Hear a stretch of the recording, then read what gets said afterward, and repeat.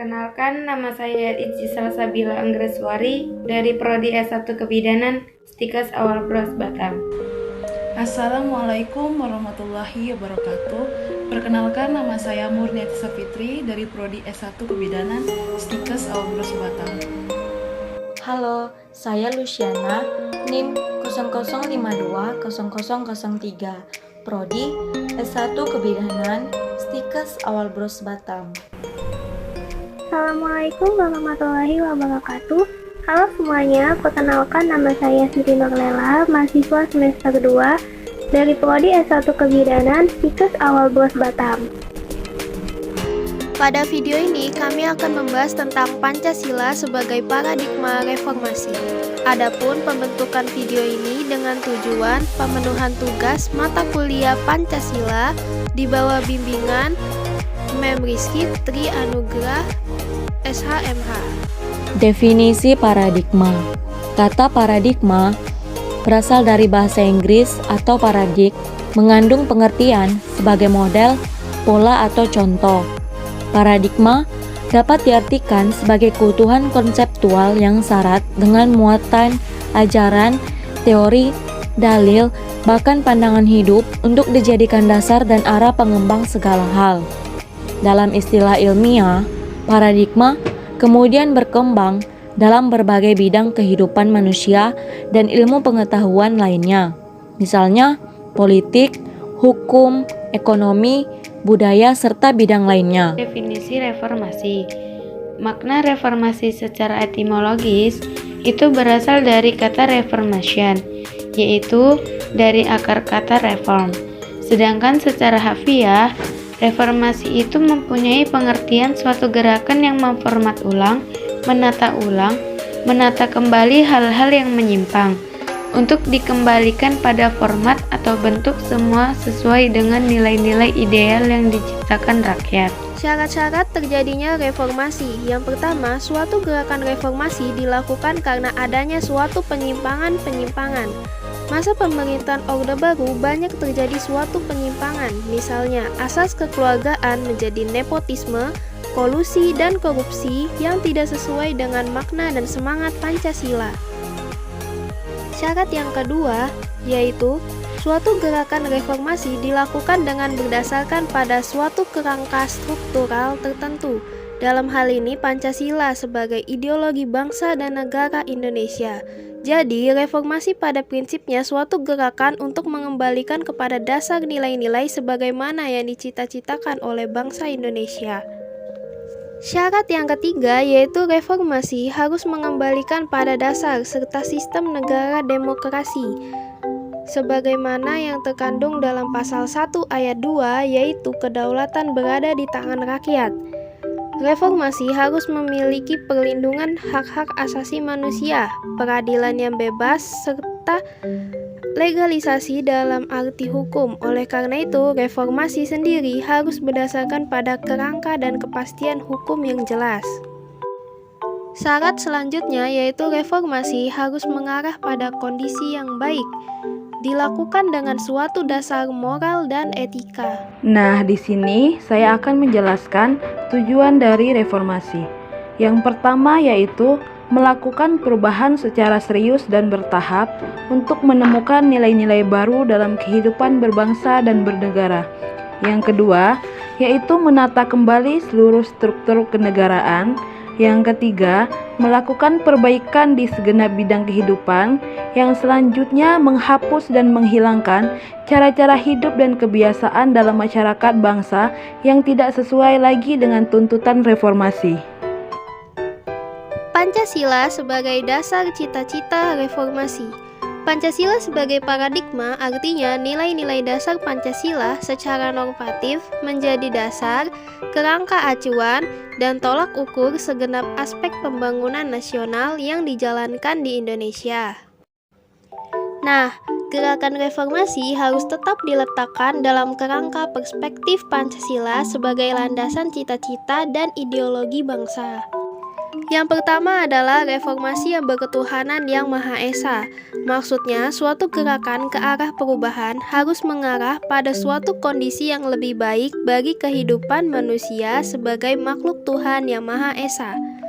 Reformasi harus berlandaskan moral religius dan hasil reformasi harus meningkatkan kehidupan keagamaan. Yang kedua yaitu reformasi yang berkemanusiaan yang adil dan beradab. Ini berarti bahwa reformasi harus dilakukan dengan dasar-dasar nilai-nilai martabat manusia yang beradab.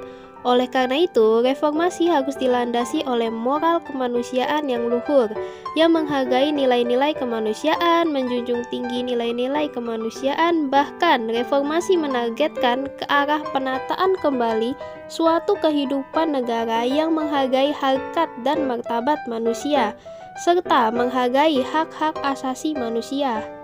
Yang ketiga yaitu semangat reformasi harus berdasarkan pada nilai persatuan, sehingga reformasi harus menjamin tetap tegaknya negara dan bangsa Indonesia.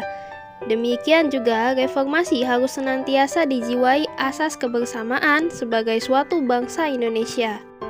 Yang keempat yaitu semangat dan jiwa reformasi harus berakar pada asas kerakyatan, karena permasalahan dan gerakan reformasi adalah pada prinsip kerakyatan. Penataan kembali secara menyeluruh dalam segala aspek pelaksanaan pemerintah negara harus meletakkan kerakyatan sebagai paradigmanya. Yang kelima yaitu visi dasar reformasi harus jelas, yaitu demi terwujudnya keadilan sosial bagi seluruh rakyat Indonesia. Gerakan reformasi yang melakukan perubahan dan penataan kembali dalam berbagai bidang kehidupan negara harus memiliki tujuan yang jelas, yaitu terwujudnya tujuan bersama sebagai negara hukum, keadilan sosial bagi seluruh rakyat Indonesia. Pancasila sebagai paradigma pembangunan mengandung suatu konsekuensi bahwa dalam segala aspek pembangunan nasional harus berdasarkan hakikat nilai-nilai Pancasila. Unsur-unsur hakikat manusia atau monopluralis meliputi susunan kodrat manusia, rohani atau jiwa dan raga. Sifat kodrat manusia adalah sebagai makhluk individu dan makhluk sosial, serta kedudukan kodrat manusia sebagai makhluk pribadi berdiri sendiri dan makhluk Tuhan. Pembangunan nasional harus juga meliputi aspek jiwa yang menyangkut akal, rasa, dan kehendak, aspek raga, aspek individu, aspek makhluk sosial, aspek pribadi, dan juga aspek ketuhanan. Pancasila sebagai paradigma pengembangan ilmu. Berdasarkan sila pertama, maka iptek tidak hanya memikirkan apa yang ditemukan, dibuktikan, dan diciptakan, akan tetapi harus selalu mempertimbangkan maksud dan tujuannya, apakah merugikan manusia dan sekitarnya. Sesuai dengan sila kedua, iptek juga harus selalu beradab. Iptek adalah hasil budaya manusia yang beradab dan bermoral. Oleh karena itu, pengembangan iptek juga harus didasarkan pada hakikat tujuan demi kesejahteraan umat manusia. Nah, pengembangan iptek juga harus senantiasa mengembangkan rasa nasionalisme seperti yang dimaksud dalam sila ketiga. Pengembangan iptek berdasarkan demokrasi, itu maksudnya setiap ilmuwan mempunyai kebebasan dalam pengembangan iptek. Selain itu, ia juga harus dapat menghormati dan menghargai orang lain dengan demikian.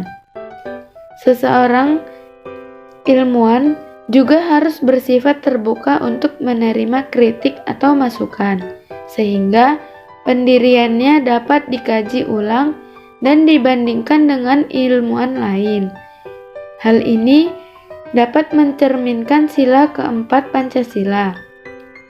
Pengembangan iptek juga harus senantiasa menjaga keseimbangan keadilan dalam kehidupan masyarakat, yakni keseimbangan keadilan antara diri sendiri, manusia dengan Tuhan, manusia dengan manusia lain, manusia dengan masyarakat bangsa, manusia dengan alam lingkungannya.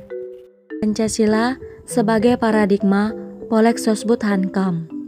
Pengembangan politik sebagai seiring dengan bergulirnya reformasi harus berdasarkan pada moralitas sebagaimana dituangkan dalam sila-sila Pancasila.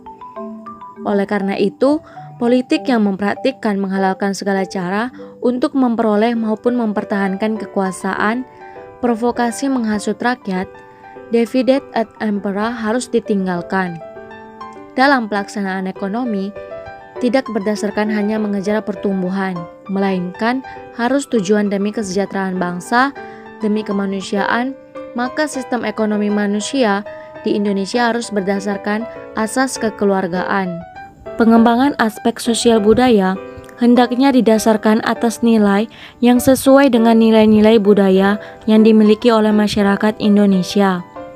Pertahanan keamanan tidak hanya untuk kepentingan sekelompok warga ataupun kelompok politik tertentu. Namun, pertahanan keamanan negara harus ditujukan demi kepentingan negara dan seluruh warga negara.